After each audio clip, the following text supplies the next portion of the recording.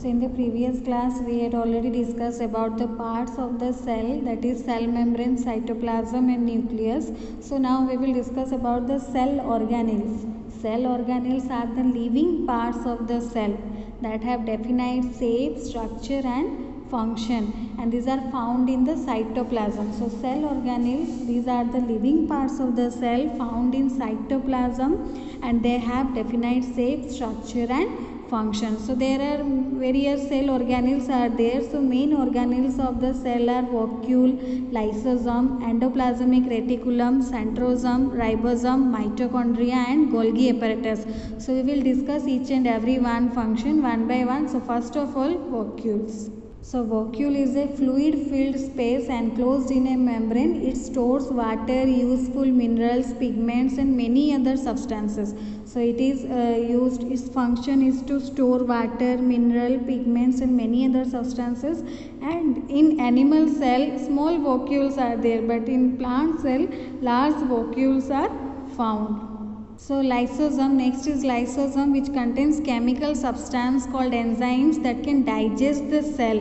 So lysosome is known as suicide bag of the cell. In case of emergency, this can burst and destroy the cell. That is why lysosome, these are known as the suicide bag of the cell. Next is our ER or endoplasmic reticulum. So it is a network of tubules and channels and is involved in the synthesis, storage and transport of cell products. So endoplasmic reticulum is also two types, smooth endoplasmic reticulum and rough endoplasmic reticulum. So about this you will study in the higher classes. So it is a long network of tubules and channels and it is involved in the synthesis, storage and transport of cell products. So endoplasmic reticulum is very important. Next is our centrosome. Centrosome is present only in animal cells and its function is to initiate and regulate cell division. So centrosome is found only in animal cell and its function is to initiate and regulate the cell division. Next is our ribosome. So ribosomes are small granule structures scattered in the cytoplasm and acts at a site of protein synthesis. So because of the ribosome, protein synthesis takes place. So ribosome acts as the site of protein synthesis. Next is our mitochondria, which is known as the powerhouse of the cell. So tiny spherical or rod-shaped bodies act as sites of energy production, which is known as mitochondria, and these are also known as powerhouse of the cell. They contain the energy in the form of ATP. In the form of ATP they store the energy and they are known as the powerhouse of the cell as they supply energy for different functions in the body. Next is our Golgi apparatus or Golgi body. It is made up of tubules, vessels and vacuoles and is responsible for the secretion of chemical substances such as enzymes, hormones and proteins. So Golgi body is responsible for the chemical secretion of chemical substance like enzyme, hormone and protein. So these are the cell organelles. These are the cell organelles found in the cytoplasm. They have definite shape, structure and their own function to perform. So if we will compare the animal and plant cell, then there is a lot of difference you can see. You can see this is our animal cell and this is our plant cell. So plant cell have an additional layer outside the cell. This is called cell membrane. So this is the outer layer of the plant cell, which is known as the cell membrane, and plants have large vacuoles. Plants have large vacuoles which occupies maximum space, but animal cells, they have many small vacuoles. Different colored bodies remain scattered in the cytoplasm of plant cells. These are known as plastids.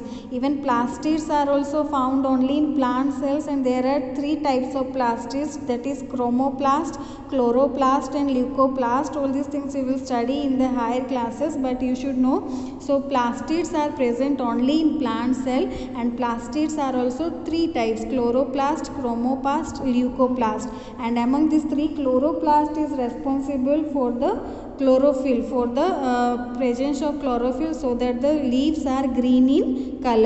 So these pigments are highly concentrated in the leaves, due to which leaves appear green in color. So chloroplasts are the most essential for the process of photosynthesis. So you can see the cell of animal cell and plant cell, you can see.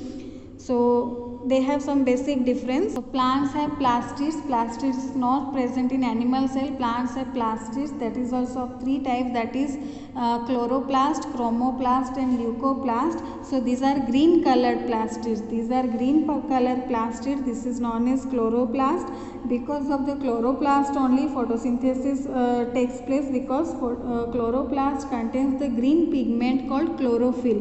Chloroplast contains the green pigment called chlorophyll. So that is why leaves are also green in color, and chlorophyll is also essential for the process of photosynthesis. So we can say that chloroplast is very important for photosynthesis. Then chromoplast and leucoplast. Chloroplast is green colored plastid, then chromoplast give the colors to flowers and all, and the leucoplast stores the nutrients, minerals and all. So plastids are of three types, which is found in only plant cell, that is chloroplast, chromoplast and leucoplast. If you will see the difference between plant and animal cell, plant cells are larger in size and animal cells are smaller in size. In plant cell, additional layer of cell wall is there, but in animal cell wall is absent. In plant cell, plastid is present, but animal cell plastids are absent. Then plant cell vacuoles are large vacuoles, single large vacuoles are there, but in animal cell many small vacuoles are there. Plant cells, they are able to do photosynthesis due to the presence of chlorophyll. So animal cell, they don't have chlorophyll, so they don't do the photosynthesis. Then plant cell centrosome is absent, animal cell centrosome is present, which initiate and regulate the cell division. So after reaching a certain size, cell divides. One cell divides into two. That process is called cell division. So this cell division helps in the growth of organism. Because of the cell division, growth takes place. So cell division also replaces the dead or damaged cells with new ones and responsible for healing the wounds. So cell division takes place in our body, and because of the cell division, growth of the organisms also takes place. So in cell division, a cell divides into two cells, and more about the cell division you will study in the higher classes. So now only for you it is important that cell division helps in the growth of organism and replaces the dead or damaged cells with the new ones. So along with this, you read your book. In the next class I will give you the question answer, so you have to write them and you have to learn them.